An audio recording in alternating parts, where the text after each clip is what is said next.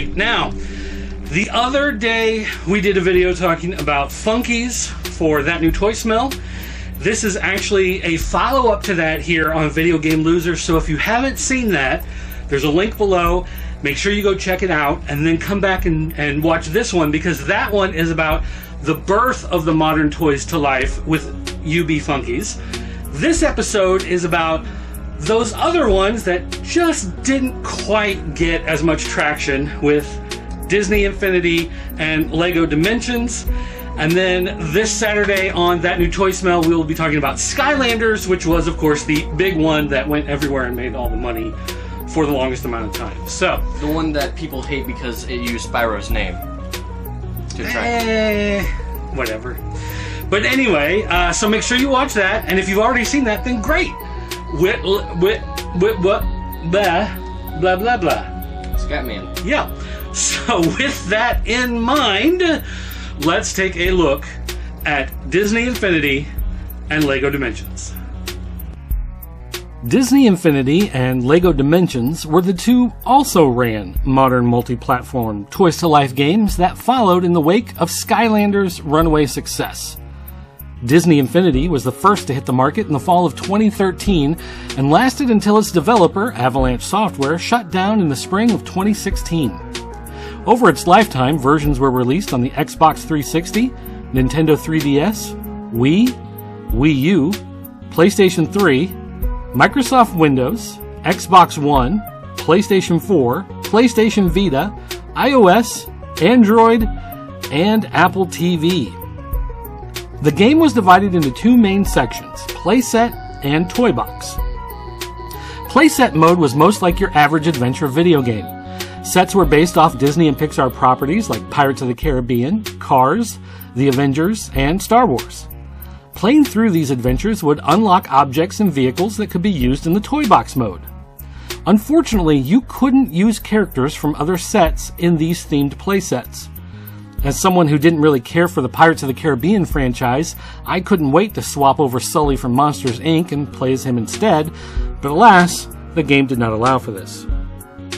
As a response to this limitation, Disney implemented the crossover coins, later known as Champion coins, in Disney Infinity 2.0 and 3.0. While this didn't allow for cross-universe play, it did unlock same-universe crossovers within themed sets. For instance, Nova was a playable character in the Spider-Man playset in Disney Infinity 2.0. When playing through the other Marvel-themed playsets of the Avengers or Guardians of the Galaxy, you could stumble upon a Nova crossover coin that would allow you to use Nova in that particular playset. Disney Infinity 3.0 added more of these coins, now called Champion coins, across the Star Wars playsets, allowing you to move your Jedi and Sith across the playsets. It was something, I guess, but it was far from what fans really wanted. Toy Box mode is where you could mix and match characters and objects from any universe with any other and create your own open world areas. The idea was to make your own playsets and adventures, and this mode allowed for online multiplayer so you could invite others to play along and show off what you've unlocked. Much like the name implied, however, there was no real structure to it. If you and a friend were going to play together, you were just going to stack and lay out a bunch of stuff and then jump around on it. Finally, in Disney Infinity 3.0, Disney released the Toy Box expansion games. These games were like the playsets, except they were no longer limited to any particular characters. Toy Box Takeover had you battling against Syndrome from The Incredibles, and Toy Box Speedway was a kart racer, because, you know, those kids, they just love those speeding karts. Of course, the Nintendo DS couldn't handle any of this, so they just got a party game, and the iPad just got Toy Box mode. But the base used to bring these toys into the game were designed with 2 character spots and an environmental enhancement spot. Round power discs could be placed with your figures to give them additional abilities, new costumes, and temporary character team-ups. The environmental enhancement spot could either be filled with a playset piece or up to 3 hexagonal power discs that could be used within the Toy Box mode to spawn in a vehicle, change the terrain or sky, or spawn in a tool to help with Toy Box interactions. Disney Infinity had its fans. And like most Disney fans, they were vocal and passionate. But the limitations on the customizations of the game, the inability to move characters between playsets, and certain figures warming store shelves for months due to unpopularity or overproduction, all led to the decision to close Avalanche Software and exit the Toys to Life game business. It was just too much for Disney to handle, and instead, they decided to move forward with only licensing video games out to other companies and to continue the figures as the articulated line known as Toy Box, the shopdisney.com exclusive toy line that could be manufactured and sold online without the need to speculate and fill retail shelves. Despite its obvious flaws, Disney Infinity had one redeeming feature that no other Toys to Life game has yet to match. Tron Toys! Check it out! Tron Toys! Sam and Cora from Tron Legacy! Tron Toys! LEGO Dimensions came along in the fall of 2015 and only lasted for 2 years before being canceled. But in that time, they managed to combine 30-some different franchises into one massive Toys to Life game based upon the LEGO building blocks. The game didn't quite have the reach of Disney Infinity, only finding release on PlayStation 3 and 4, Wii U, and Xbox 360 and Xbox One. LEGO Dimensions had only one starter pack, which contained the USB toy pad, the LEGO Gateway, Batman and the Batmobile, Gandalf, and Wildstyle. Right off the bat, LEGO Dimensions made it clear that this game was designed to mix and match the characters and universe together, much like the LEGO bricks themselves. The game was developed by Traveler's Tales, the same company that developed the other LEGO video games, so fans of those games immediately felt at home with the new game. The game utilized an all-star voice cast, including many who had used their voices in the various properties adapted to the LEGO universe and the blockbuster LEGO Movie. The basic game storyline centered around Lord Vortek, a shape-shifting and dimensional hopping villain who's looking to gather the 12 foundational elements and merge the LEGO multiverse into one universe under his control. He recruits villains from several dimensions, and the game follows your band of heroes as they fight against him across the multiverse to save all of reality.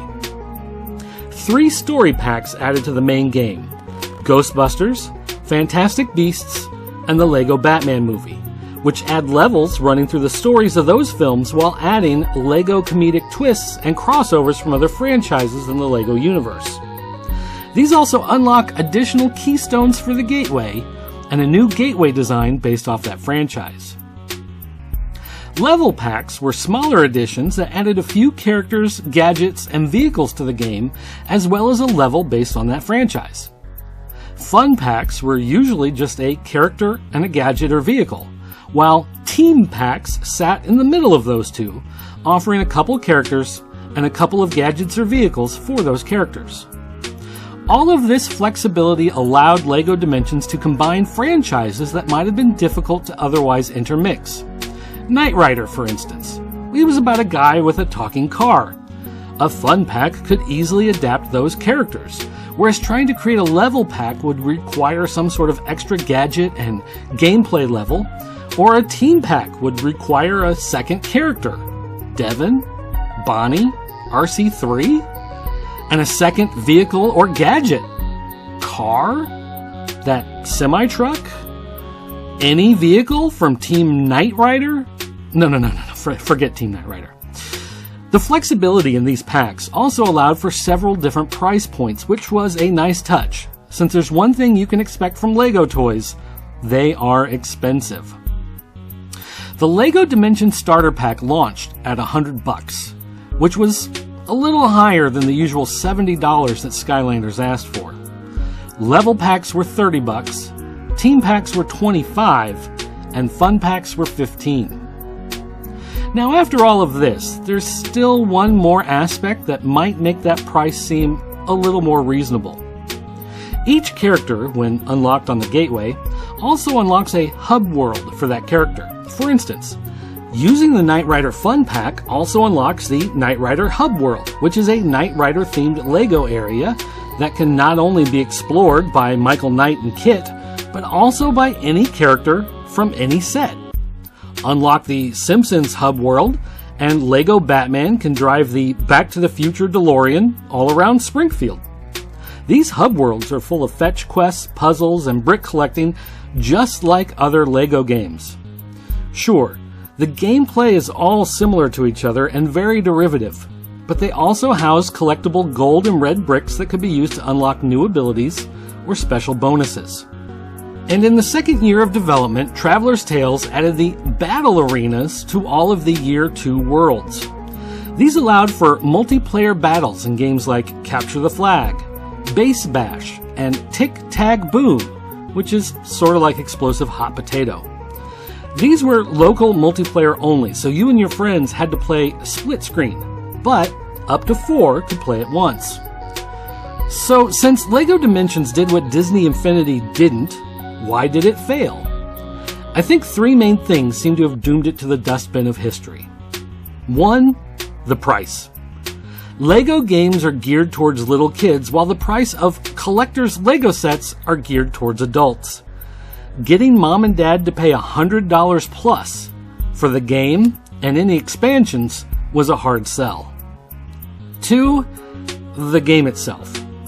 For as much as Traveler's Tales poured into it, at its core, LEGO Dimensions was still a basic LEGO game, not much different from any of the other LEGO games on the market. Sure, you had the Toys to Life aspect, but that didn't actually change the core gameplay. And 3, the toys. Don't get me wrong, the designs and characters were great, but in the end, they didn't really matter. The fact that you built a Lego Batman out of Lego bricks instead of having a plastic Happy Meal-esque Lego Batman figure didn't actually mean anything to the game. In fact, you didn't need to build any of the Legos at all. You just needed to have the little stands that they are perched on, and that was it. Once you built the toys, there was no need to modify them in any way. They were just there. I think these main reasons, mixed with the overall death of the Toys to Life genre everywhere else, simply meant that even though a third year of content was planned, it was time to end it after 2 years. Alright, so that was the short history of Disney Infinity and LEGO Dimensions. Taking a quick look at both, and I guess, one thing you can say for Disney Infinity is that it did inspire a toy line. Even if the game really didn't take off like they wanted, these toys still exist in the Disney Toy Box line of figures. It is a unique style. I actually really like the cartoony proportions for everything and the style. Like, since you said they made a full wave of them, a full series about them, I'll maybe look into grabbing some, but I really do like the style on them. Yeah, well, the line is exclusive to the Shop Disney website, as far as I know. So it's not one of those things you can run out to the store and take a look at them. You do have to go online, but doing it online gives them the ability to manufacture them open, I guess, is the way to say it. So instead of saying, we have to make 1 million of these and ship them out to stores everywhere, they can say to the factory, hey, we want you to produce 1,000 of these a month, every month, and just keep it going for a while until they decide, okay, we haven't sold any of these in a while, let's stop production on them. And then that allows them to have more of the right number of figures, as opposed to one of the things that actually brought down Disney Infinity, among other things, was the Hulk. Really? Yeah, so one of the things I found in my research was the Hulk. When they created this figure for Disney Infinity, the executives were like, well, you know what? The Hulk is one of our most popular characters. And when we make action figures for the Hulk, they sell really well. So they said, we're going to make 2 million Hulk figures and put them in stores, because not only will people who buy the game want it, but people who don't have the game will want to buy the Hulk figure to have on their shelf and to put in their collection of Hulk toys. And so they made 2 million of these, sent them out to stores. and they sold through about half of them. And so that's why for a long time you could walk into a place like Toys R Us and there were a ton of these sitting on the shelf. Oh, just like with Hex, like Skylanders. Right. Yondu was another character from Guardians of the Galaxy. Oh, he's one I do like, though. I mean, he's a fun character, but it's not a figure people really wanted to buy. Yeah. So when they were making the agreement to do the Guardians of the Galaxy figures, the studio said, we really want Yondu because he's a key part of the second movie. We want him to be a big part of the toy line. And they were like, well, but people aren't really going to want the figure. Yeah. But they really fought, saying, no, if you want the license, if you really want to do this, if you really want to make Guardians of the Galaxy figures, you're going to have to do that. And so they said, fine. They made the Yondu figure, and of course it sold terribly. So it was one of those that just sat on shelves for a long time. I think what would have been better for making the more of the characters would be for the big popular hotshot names, like the Darth Vader or Iron Man, although I think it was in the starter pack. Or even Spider-Man, I guess. Like, go for like the big hotshot names that everybody knows, everybody collects. Well, no, but that's what I'm saying though, is that they went to make the Guardians of the Galaxy Adventure Pack, and they were told you have to put Yondu. You have to make a Yondu character. Like when you make the figures, you have to make the Yondu. And they were like, we don't want to make a Yondu. Like we'd rather do like say a Nova Corps figure. Or something like that. One of the more recognizable other characters from the Marvel Universe, or someone else who's tied into Guardians of the Galaxy. But they said, no, we want Yondu. You have to make the Yondu figure. And so it was. They knew that they didn't want to make Yondu. Yeah. But they had to because of the licensing. And that was another weird thing, is that Disney owned the rights to Marvel, to Lucasfilm and Star Wars, to, of course, the Disney properties. But when Traveler Tales was making the game and they were licensing all these characters, they had to license them as if they were separate entities. So when they would say, hey, we're going to do Perry the Platypus, they would say, hey, we don't want Perry the Platypus to be in a level where he's being attacked by Venom. Because Venom is this big, monster, mean character, and Perry the Platypus is a kid's character on a kid's cartoon. Yeah. We don't want the two to interact. And they said, but the point of the game is to have characters interact. Yeah. And they were told, no, you can't do that. So even though Disney owned all of them, they had to treat them differently as they licensed them and put them into the game, which I thought was just so weird. And another thing that comes out to me is when we look at the games, you look at Disney Infinity 1, you have all of these characters, right? They're coming and they're all playing whatever. And look, Disney Infinity 2, that's something in outer space, maybe? No, this is actually the Marvel pack. Why is it in outer space? Well, I don't know, because they could. So Disney Infinity 3, which is Star Wars, is a red box. Huh. That's exciting. That makes sense. So the Marvel one looks like outer space. And the Star Wars one is red like Marvel, but both of these are boring as hell compared to the original one for the first game. Maybe we should just make a video talking about terrible box art. We could. We could do that. If you guys are interested in it, we'll do it. That's entirely possible. Let's spend 40 minutes talking about plastic cases. So, to me, that was the biggest problem with Disney Infinity, was not being able to mix the characters. Yeah. Jack Sparrow, I don't care about Pirates of the Caribbean. I don't care about Jack Sparrow. You put in the game and you have to play these Pirates of the Caribbean levels. I don't want to.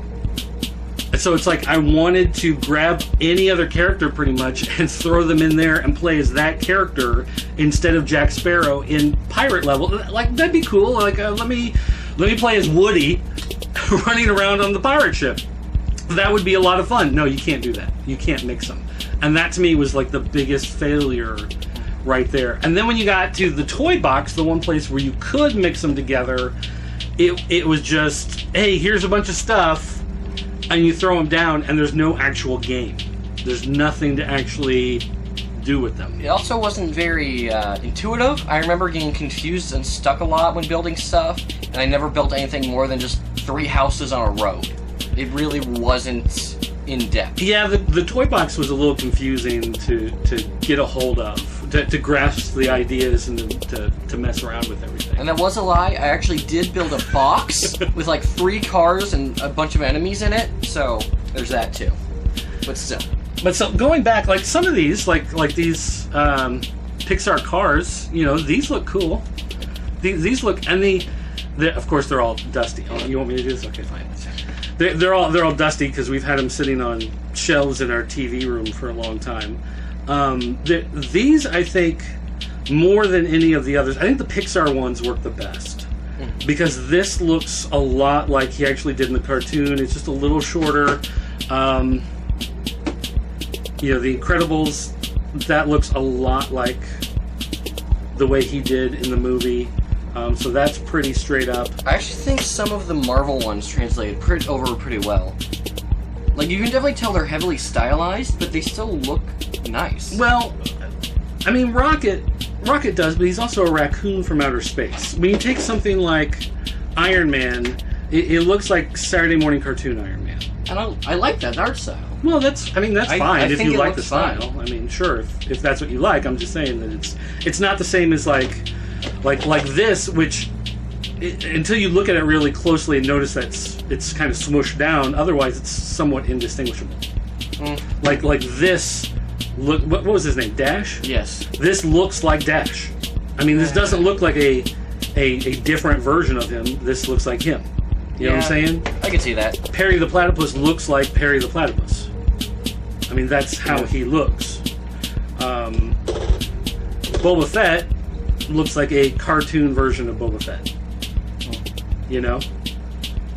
And so, I mean, it's fine for collectible random stuff, but it's not really true to the characters, so to speak. Now, I remember this Boba Fett, you wanted this for a long time. Yes. Like, you kept, like, begging forever and ever to get this. It was like 2 weeks.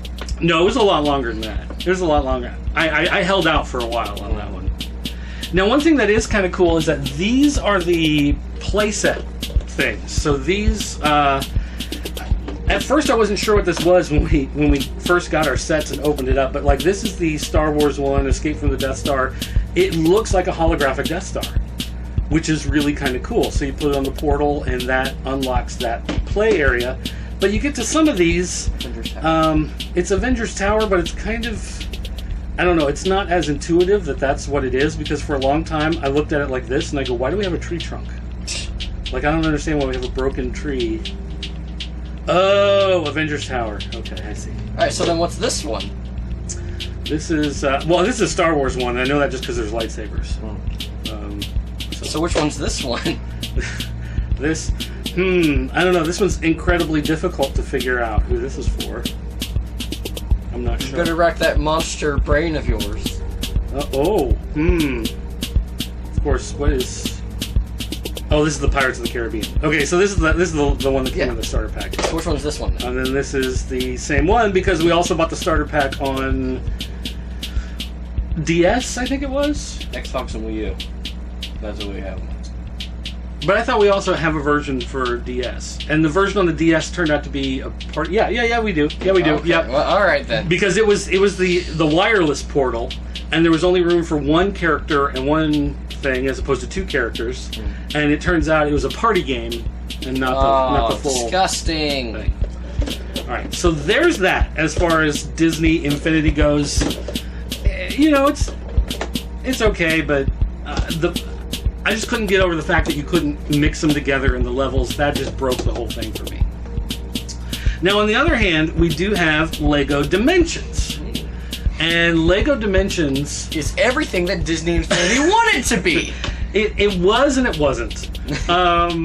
So, everything could mix together, and that was neat. That was, I think, probably one of the best things about it, is that if you were playing a Gotham City level, you could suddenly switch to Gandalf. Where's... Bald Gandalf. you could switch to Gandalf and suddenly play as Gandalf in Gotham City, and have Gandalf, doing all of the... And he can ride around in this big multicolored robot. And there was a Batmobile that came with that, or that came in the Bat Pack that had Robin and Batwoman and Batgirl, whatever. And there was like a gateway thing. But yeah, so being able to play as Gandalf. I need to put a light on this camera to brighten these up a little more. We don't have a light behind us. I put all the lights in front of us. We need a light behind us. Make these show up better. But I also like how Robin is Robin from the Lego Batman movie. Mm-hmm. Like, he's not just like a regular Robin. It's that kid from the movies. But then you have some of these figures, with it being Lego. This is Hermione Granger. Yeah, from Harry Potter. And I guess so, but that's one of the problems with Lego, is that it's just some brunette girl. Like, with a stick. Yeah, with a stick. I beat you with my log! This is my hobo beater. Any of you hobos come near my house, I'm gonna smack you. Okay. That's what she says. Alright. That's Hermione. Okay. But then, the one thing that was nice, that like Libby really wanted the Powerpuff Girls at one point, so we grabbed this thing, but it was weird. There's 3 Powerpuff Girls, but they only put 2 of them. They didn't even put the best one in the pack. So we got a 2-pack of Powerpuff Girls. But these look neat. I think these look a little more. I think because they allow them to have their big heads. Yep. So these are a little more like the real characters. Also, if you look at their legs compared to other Lego legs, they're much smaller as well. Oh yeah, I hadn't noticed. And the arms look longer as well. Interesting. So, again, Lego can do stylized stuff. Now, some of these packs, these fun packs, we bought these. This one you can see. This is the Lego Dimensions. This is Lord of the Rings. You've got Gimli and the Chariot. We bought this one at Five Below for $5 because these were discounted after a while. When things go on sale, especially on clearance, that's when I tend to really gobble stuff up. And these were originally going for like $15-20, right? These were, these were the fun packs, so these were $15. Yeah, so we got these for a $10 discount. That's so, I mean, it is kind of neat that you can open this up, you can make Knight Rider and Michael Knight, you pop it on the game, you've got a hub world, so you can drive around as Knight Rider, but then you could also drive around, you could throw Robin and have Robin ride in Knight Rider, and that'd be fine. So that's kind of a neat thing about it. Also, Ghostbusters. Is this the Ghostbusters one? Now, this one, you can see there was some sort of big sticker on it. I think I ordered this off of BestBuy.com as a clearance thing. It was like $4 or something, $3 when I bought it on clearance. So it had a big sticker that they put on there because I picked it up at the store. Had it shipped to store, and so I did that. But here's the thing, though. They released a Ghostbusters pack that was based off the 2016 movie, but then they also released packs based off the original 84, 86? That's the whatever. good one, right? Yeah, the good one. Whatever that one was. So they would do properties, but they could do multiple versions of the same property. So you had both versions of Ghostbusters. If you liked the old one, then they had the old one. If you liked the new one, then they had the new one for the 2 of you that liked the new one. So there was that also. And another weird thing was Lego. Lego has their own Lego branded games. Here was one, Lego City. This was a big game on Wii U when it launched. And so Lego City Undercover, I think is what it was. And so they made a pack for this game featuring the character from that Lego City game. So it's like, here's a character from our other Lego game in this Lego game that's the Lego branded. Not that it's from another property, it's just like, here's a Lego guy from a Lego game in our other Lego game. There's one set we missed out on that I'm really upset about, and it's the Sonic pack. Because not only does it just come with Sonic and something else, it also comes with like a full level pack. Oh yeah, it's like the Sonic Adventure pack, whatever. And apparently it's really funny.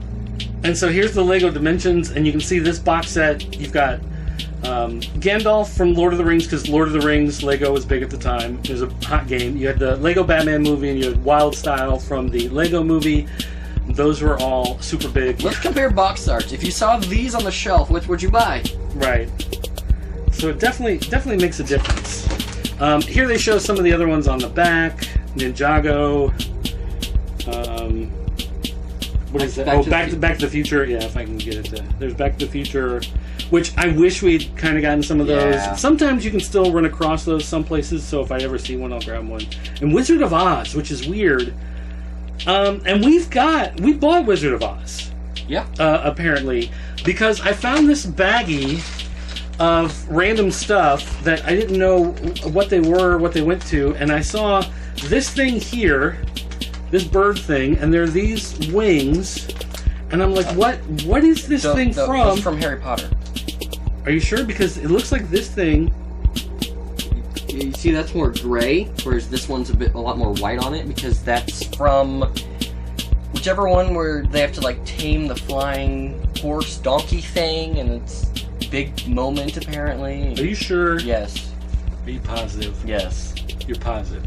The flying horse thing. Ask Mom. You know what? Maybe that goes with Hermione then. Maybe that's a Hermione thing. Well, yeah. Because I was looking at that going, well, is that the Wizard of Oz thing then? Did we end up buying that? But I guess not. But the fact that you can take Wizard of Oz and mix Wizard of Oz with Knight Rider and Ghostbusters and Lego Batman, I mean that right there says it all. Now again, the biggest problem was it was just a Lego game. I mean, that was really the biggest thing. If you liked Lego games, then this was another one of those. But if you had played a bunch of the other Lego games, there really wasn't too much of a reason to be excited about another Lego game, other than the fact that you could mix and match characters. There wasn't a whole lot to it. And these discs are really all you needed for the game. Mm-hmm. You didn't really need to build the characters. You didn't need to worry about that. So what ended up happening... and this is something else I found out. There's a website called BrickSeek, and on BrickSeek, Lego enthusiasts, when they find different characters, different pieces, they put them up there for trade, for sale, whatever. It turns out that a lot of people wanted the Lego figures, but they didn't care about the game. Oh. So they would buy the figures, and then they were selling these for a few bucks a piece. Wow. So people who wanted to play the game and didn't necessarily care about the Lego figures could just go pay a couple bucks, get these, or even if you were sitting at home going, well, you know what, I've got a little Batgirl Lego figure that I bought at Comic-Con last year that's been sitting on my shelf next to my TV. You go on BrickSeek and you buy one of these bases, you just throw it on there, and then you're like, hey, look, now I've got the expansion. I didn't have to buy the whole pack, because all you got to do is throw this on there and you've unlocked the hub world. Yep. You've unlocked the character, and there you go. So that was also one of those things that was a bit of a problem for them. Because with some of this stuff, like, if you really wanted... like Back to the Future is cool, right? So you might want to build a DeLorean, but some people want to take their own pieces and build their own. Yep. So they could go on BrickSeek and just buy the disc, and they have their own DeLorean that they've built out of Legos that's like this big, and they throw the disc on it, and they go, wow, look, I have this giant one instead of a tiny little one that comes in the game, and they were able to customize and build their own systems, which is...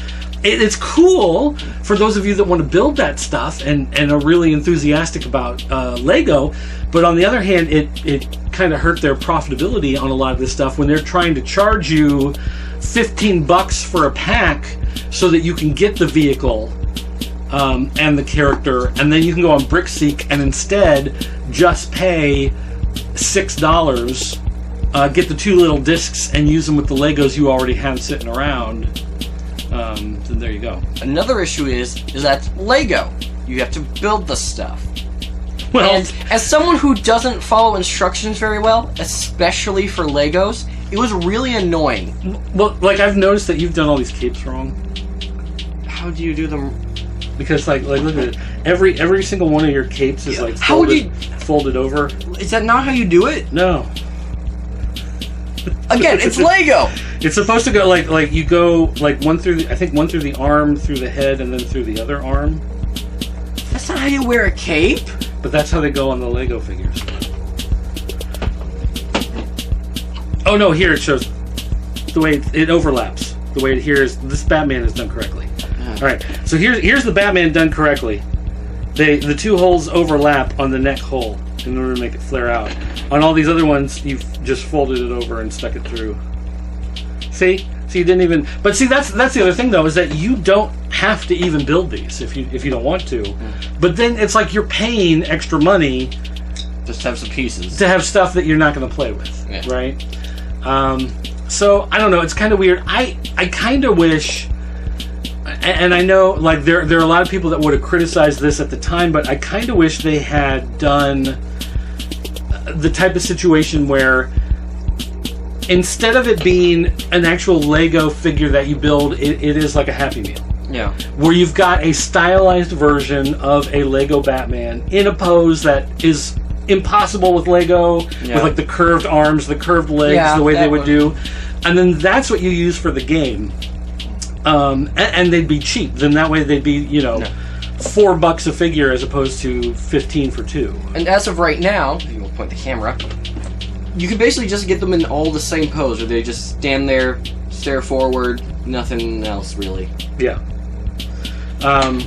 So, but I mean that again, a lot of Lego purists, a lot of Lego enthusiasts would have complained though, because they're like, they're not actual Legos. You can't actually build with them. You can't mix and match them and change them and build with them the way real Legos go. But at the same time, I think if they had done that in the long run, it would have lowered the price enough that it would have made it much more affordable and much easier for people to justify buying a lot of them. Because, again, the other thing is, one thing I said in the video is that Lego, as collector's pieces for toy fans, it's the type of thing that adults pay a lot of money for collector's Lego sets.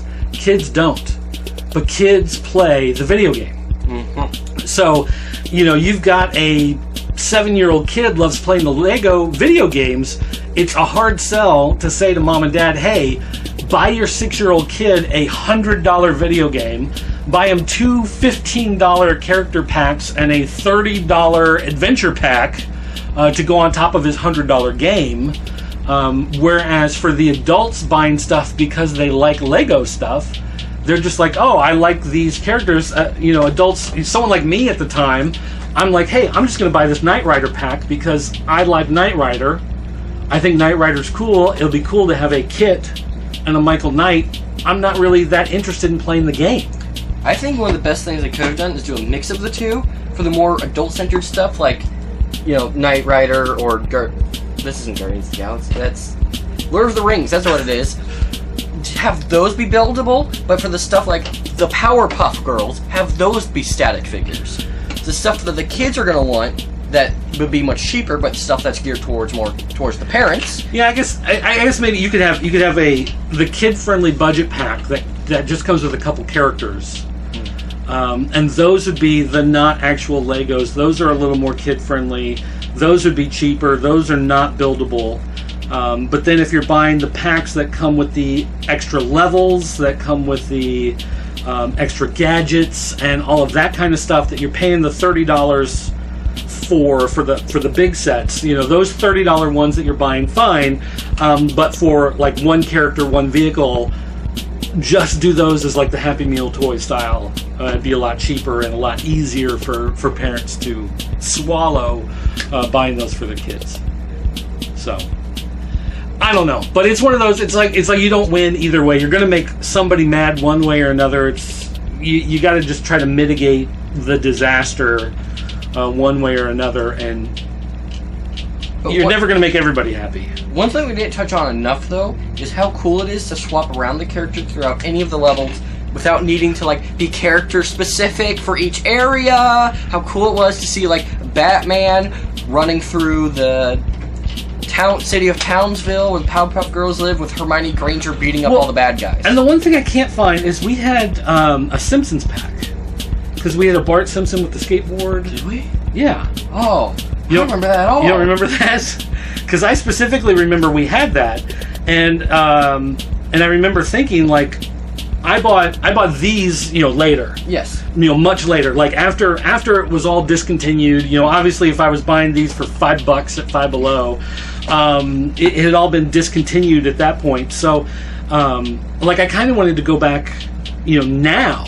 Yeah. And replug it in and put that Simpsons world in, and then have Knight Rider driving through Springfield. That was Lord of the Rings. Well, whatever. Have Knight Rider driving through Springfield. Third time's the charm. But I can't find it now, and I have no idea where it is. And it's one of those things that as soon as you lose this, it's no good anymore. You can still have all of these that you want, but if you don't have this, you've lost it. So. The one thing I really like about these are all the stylized bottoms. I'm going to steal this real quick. If you look at it, all of the characters have very stylized, if I can get to focus, like bases. They're not just all one flat disc like with the Smash Brothers amiibos. They're all different colors, different shapes. They're all very different and dynamic. Are you saying specifically the Disney Infinity? And also the Legos. Oh, because these have different colors, I see. But the Disney Infinity ones are what I like the best. But these, because one of them, like Dash, for instance, he's on a piece of roadway. Yeah. And you can see it's textured, it looks like it's broken, whatever. Spider-Man, he's on, some broken concrete, and whatever there. Perry the Platypus is on grass, and you've got tufts of grass and some texture. Anakin, he's on sand because he doesn't like sand. It's gross and it's coarse and it gets everywhere. Exactly.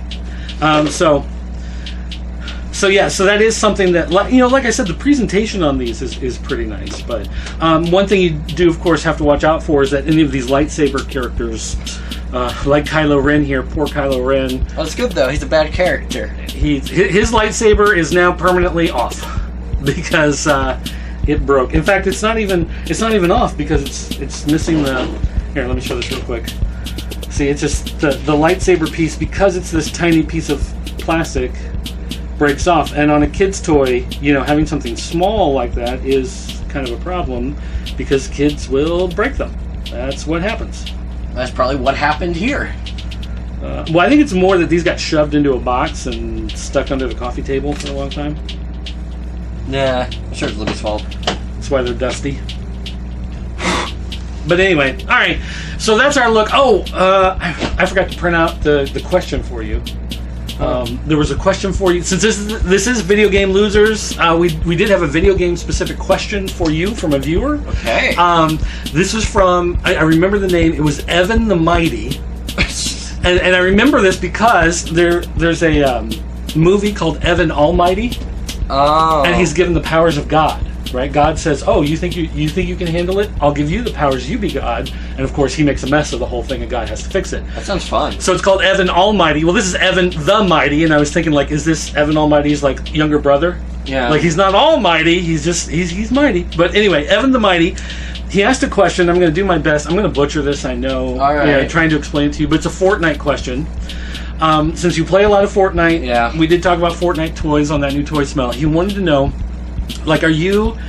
do you ever wish you could go back and play the old maps in Fortnite? Because every season or whatever, it changes, and they change things, they get rid of stuff, replace it with other stuff. Do you ever wish you could go back and play some of those old maps? And do you wish that you could take some of the stuff that was specific to one season and play with it in another season, like when they had the cars with they were like bubble cars with the ballers. The ballers, yeah, that's what they were called. Season 8. Those or what were the flying planes? Well, yeah, but didn't they have flying jet ski looking things? Hoverboards? Is that what they were? They had the big jet engines in the back, and they go over land and water and. I don't remember. Boats? I don't remember. But did they go on land? Yeah. Oh, boats went on land? They actually do pretty well if you're boosting. Oh, all right. They're actually the most effective tool for going up hills. Anyway, I don't remember what all the terms were, but I remember we kind of talked about this the other day because I told you I was going to be bringing it up. But that was Evan's question. He was wondering, do you wish you could ever go back and play those old maps or have some of those different vehicles and stuff back and use them, in some of those different seasonal maps?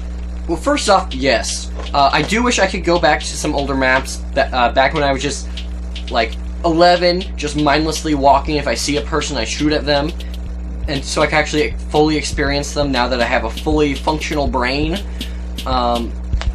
However, I don't think it would be a good idea, especially if you're able to like pick and choose what items you want, because that would mean you could only play with other people who want those exact same rules. Think of the loading times. That would be like 10 minutes between matches. If you die right off the bat, well, you gotta wait another 10 minutes. But I would like to just go back and visit some of the older maps, visit old locations like Anarchy Acres, which I only saw like twice, classic Dusty Divot, where there's no sparkles in the air, maybe even Lazy Links, stuff like that. You have no clue what I'm talking about. Not a single idea. But I would like to go and visit the older locations. However, I think the map we have right now is pretty good. Everything feels functional. It definitely feels like it was built in mind to support 4,500,000 players who actively play the game.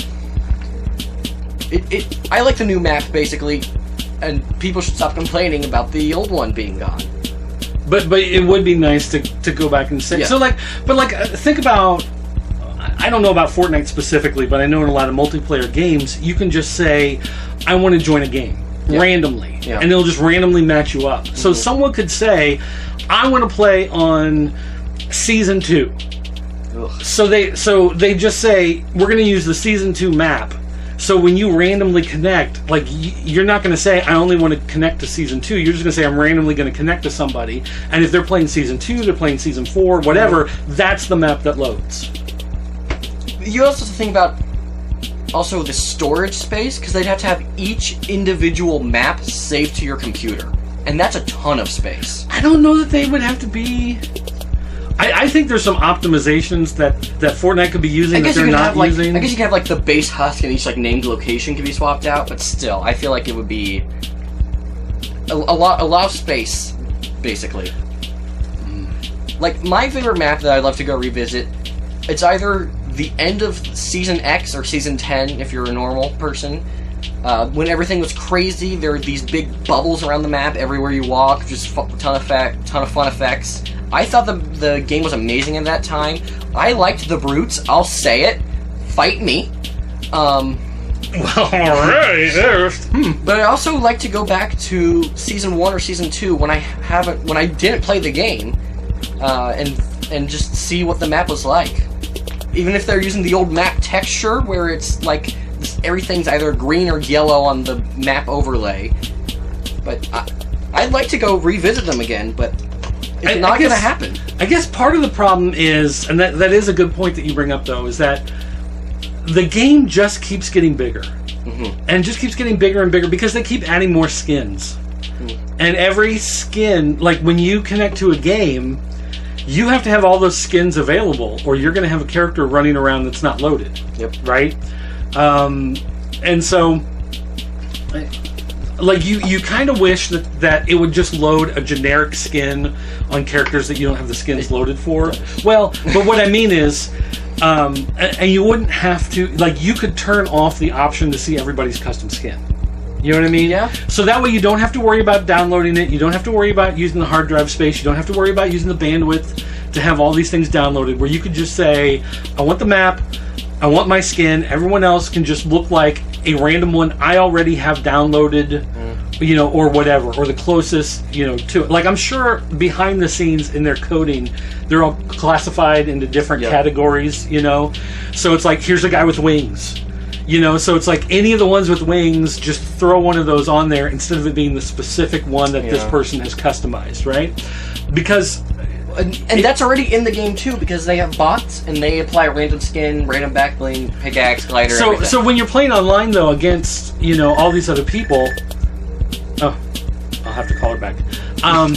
When you're playing online against all these other people, it has to load all of their skins, all of their customizable gliders, all of their weapons wraps, even if they're not using every single one of those weapons, it has to load all of those wraps, right? Because all of those wraps have to be there in case they pick up that weapon to have it be available.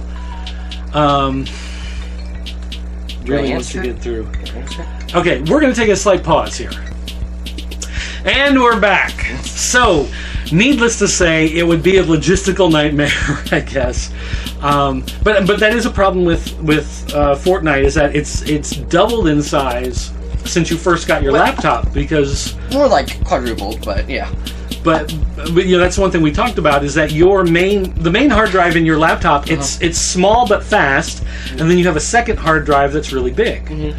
But it's gotten to the point now where you can't have Fortnite on your main small fast drive. It has to be on the second drive because it's gotten so huge. It was taking up about half of the space. Right. So the small SSD that's super fast, it can't be on anymore because it's gotten so big. So that is a problem, and that's a problem that's just going to keep on happening until they find out better ways to optimize, or better ways of allowing you to opt out of loading all that stuff in. But that's just, I don't know, because if you're paying for a skin, though, you want everybody to see it. Yeah. At the same time, they only make money by selling more skins, and to show off the skins and to sell more skins, it has to take up more space, and it just gets overwhelming. Like, I want people to see my Plague Doctor skin, because it's my favorite skin in the game, but, you know, that also removes the intimidation factor from some skins. Because there are some skins that are older, you can only get for a limited time by doing specific challenges and playing the game a lot, and these become rare and coveted, and if you see one, you're generally in for a hard fight. These are skins like Black Knight, or the classic John Wick the Reaper skin. Skins like those that are old and basically now iconic as well. Alright, so anyway, Evan, I guess to answer your question, yes, but no. Yes, conditionally. Or no, but yes. What's the meme with the pirate who got yes, but no? Well, no, but actually yes. Ah, there you go. Okay. So there you go. Is there anything else you wanted to add about games going on right now? Any other like news? Anything right now? Fortnite's doing a crossover with Marvel. Yeah, whatever. Anything not Fortnite related you wanted to talk about? Team Fortress 2 hasn't been updated for over 1,000 days. That is a thing. Pain. I guess. Is that because they're coming out with Team Fortress 3? No, it's because no one cares to work on the game anymore, even though it has a very active player base. Anyway, that's all for today's episode. Alright guys, that's going to do it now. Don't forget to check out That New Toy Smell on this Saturday. We will be talking about Skylanders. And we will be also having an update to the one thing we forgot about UB Funkies to put in the last video. Oh. So make sure you watch for the addendum to UB Funkies on this Saturday's episode of That New Toy Smell. Don't forget, you can always email me, dirt@popculturenetwork.com or dirt@thepopc.net. You can also call our 24-hour voicemail line. It's area code 217-953-4025. You can follow Gamer on his YouTube channel, or you can find him over on Twitch. I try to stream at least 3 times a week, but that never works out. I apparently have a Twitch thing that I've been told now that I need to start using more, because Twitch is now going to try to take on YouTube a little more directly head on. Yes! And Amazon really wants me to use it a whole lot more, apparently, because they think that I might do stuff people might want to watch. So a lot of these videos are going to be uploaded over onto Twitch as well. So you guys who watch on YouTube, if you want to watch them on Twitch, keep an eye over there, because a lot of the stuff is going to start popping up over there as well. So we can start uploading videos to Twitch now? Yeah. That's one thing that they're working on. Yes! So you can build your video library on Twitch. Maybe we'll actually see YouTube do some good changes for once. Why would you remove closed captioning? Why would you remove polls? These were great features. Wait. They're going to remove closed captioning because, like, no one uses it. Well, I use it. Yeah, I use it too. And they're well, removing polls I can kind of see, because you can just do it on Twitter. And I like those though. Anyway, that's going to do it for us, guys. Thanks for watching. We'll see you next time.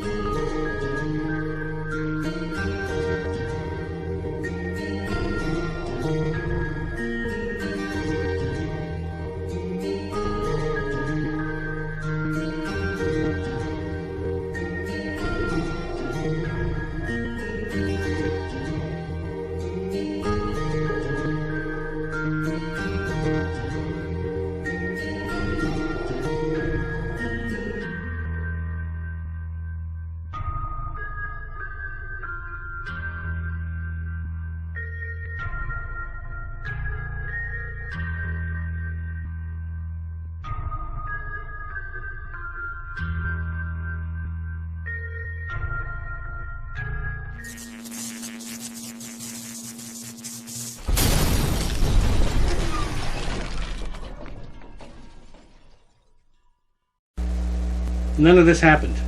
Okay. Because that sucked.